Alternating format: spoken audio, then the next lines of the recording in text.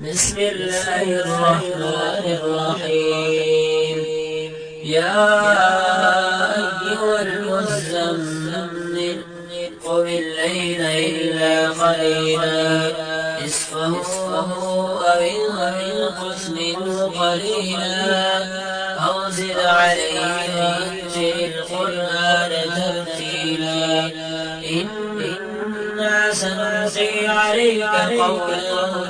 ثقيلا إن ناشئة الليل هي أشد وطئا وأقوم قيلا إن لك في النهار سبحا طويلا واذكر اسم ربك وتبتل إليه تبتيلا رب المشرق والمغرب لا إله إلا هو فاتخذه وكيلا واصبر على ما يقولون واهجرهم هجرا جميلا وذرني والمكذبين أولي النعمة ومهلهم قليلا إن لدينا أنكالا وجحيما وطعاما ذا غصة وعذابا أليما يوم ترجف الأرض والجبال وكانت الجبال كثيبا مهيلا إنا أرسلنا إليكم رسولا شاهدا عليكم كما أرسلنا إلى فرعون رسولا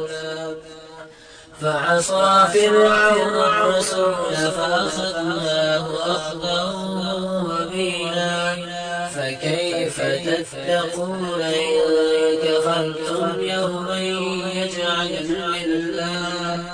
يجعل الولدان شيبا السماء منفطر به كان وعده مفعولا إن هذه تذكرة فمن شاء اتخذ إلى ربه سبيلا إن ربك يعلم أنك تقوم أدنى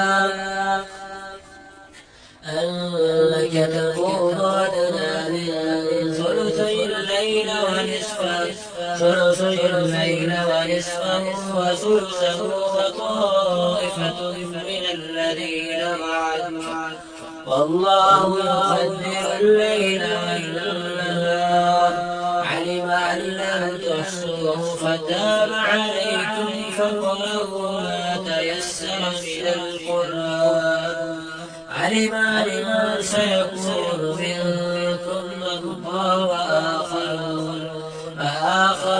يضربون في الأرض يبتغون من فضل الله وآخرون يقاتلون في سبيل الله